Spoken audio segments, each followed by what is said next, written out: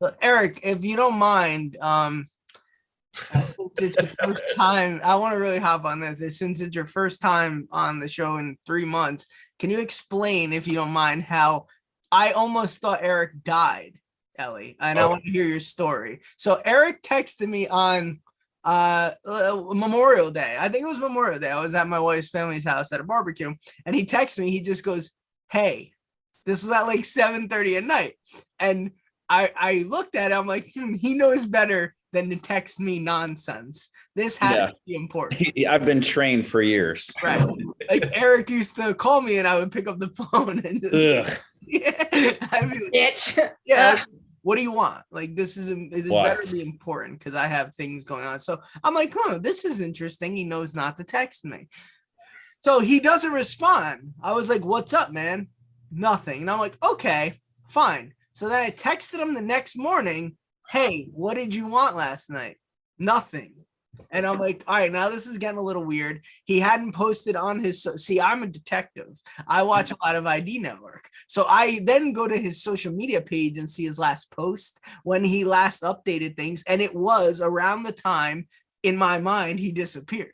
So now I'm getting worried. And his You're the girl, last text I ever yeah, sent. his girlfriend, Hey, his girlfriend had not posted the same amount of time. Like it was exactly the last time they posted. We're seen alive, if you will. That's how they would do it on the ID Network. So, Yeah. and then I called him or Wednesday. so they thought. So yeah. Then I called him Wednesday in the morning because I still haven't heard back. It's been 48 hours now. The first 48. That's a show. And I Sure. said, and he didn't respond to my call. Then I texted Brian, and I'm like, all right, man, now this is a little weird. And Brian goes, yeah. Now I like worry a bit, right? Yeah. Like you were getting a little Oh, worried. they're worried about you. Well, I mean, just because I don't have time to go to like his funeral and stuff. I'm sorry, I'm busy. Like, I need a request off. yeah, I can't make it. I have plans, so I really need Yeah. to make I sure. have plans to do nothing, Eric. Sorry. Right. So finally, he texted back after like 54 hours. Was like, "Hey, I'm alive." I was like, "Well, that's a relief." So, Eric, can you explain what happened on this? Yeah. So it was Memorial Day, and Memorial? we were all drinking a little bit. Memorial Day, yeah. So we're drinking a little bit. We're like bar hopping and whatnot, and my phone was on like 3%, and I did not know that. Stupid. Well, all day we were out and Ubering and doing all this other stuff.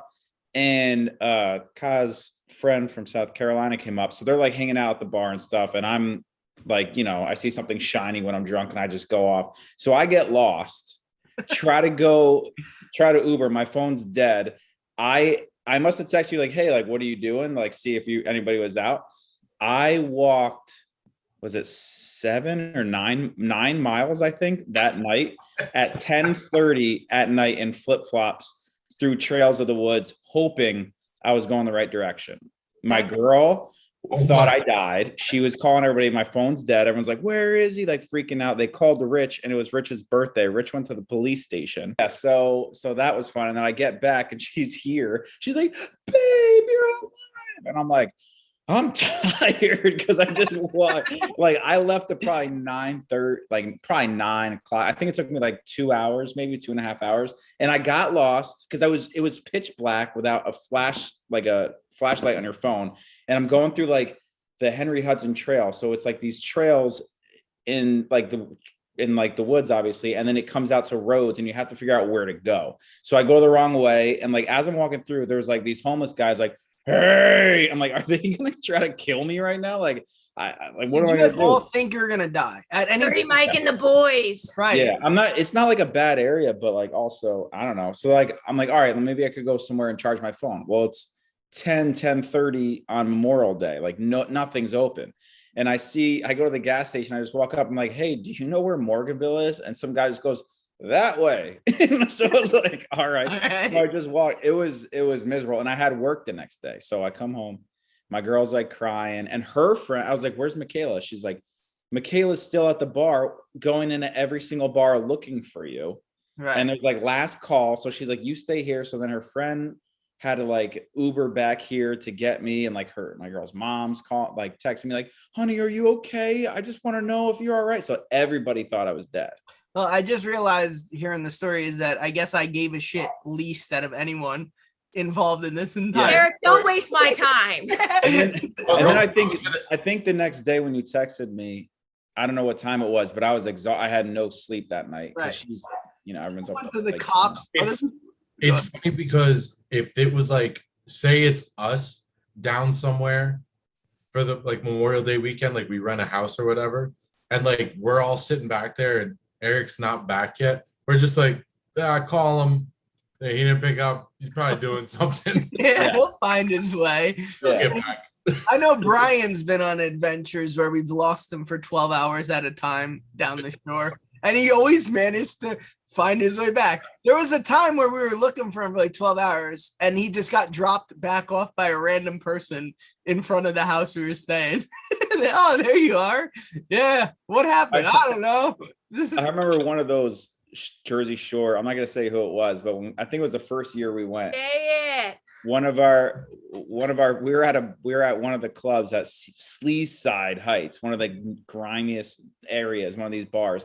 And our friend was very, very, very intoxicated. And he's like, yo, man, I'm talking to this girl. I'm like, I look over. We were probably 21, 22. This girl looked like she was like 45 and just like going through it, right? Full disclosure, I could safely say this was not me. This was, yeah, nobody in this room. Nobody in this room. I'm looking, I'm like, bro, are you sure? He's like, yeah, bro, done deal. So he's missing, doesn't come back.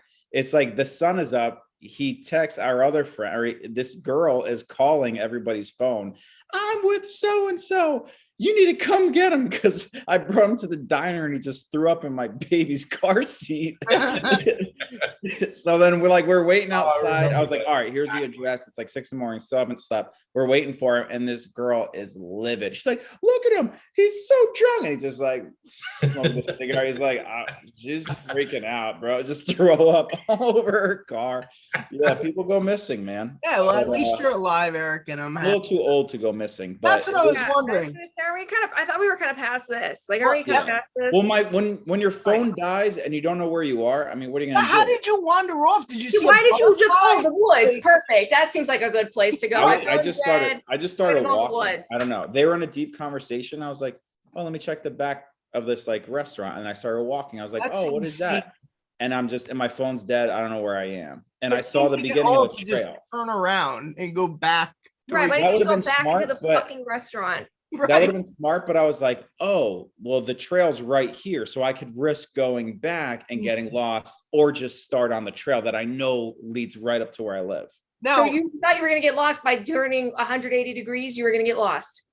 Well, I have a really poor sense of direction, but it's kind of like, like I knew this road would get me home. So why go and mix, maybe they left. Maybe they went home to wait for me. Or we went to search for you and file a missing persons report. Yeah. I would have killed you. I would have killed you. Yeah, it was pretty bad. They so at any point as you were walking home, did you have in your mind, not that you were gonna die, but like, I can't be doing this shit anymore? Like, did it hit you like I can't do this anymore? Like, I am not 21. I need to stop. It was less like I was out at like a rave and like got lost. It was more like, I just hope I make it home. Like, I got to be at work in like 9 hours. So I was like, I just to work. Yeah. I was like, I just hope I'm making it home because it's kind of scary. I mean, we live in a cell phone generation, right? But like, I was thinking the whole way, I'm like, what did anybody ever do without GPS and a cell phone? They didn't wander off from the tour. Right. They didn't leave a bar and then be afraid to turn 180 degrees. Right. But if you were go back into the bar. If you were drunk at a bar 30 years ago, how did you get home? Map. Didn't have a ride. Yeah. At the bar. Stay at the bar. Ellie plays it safe. She stays at the bar.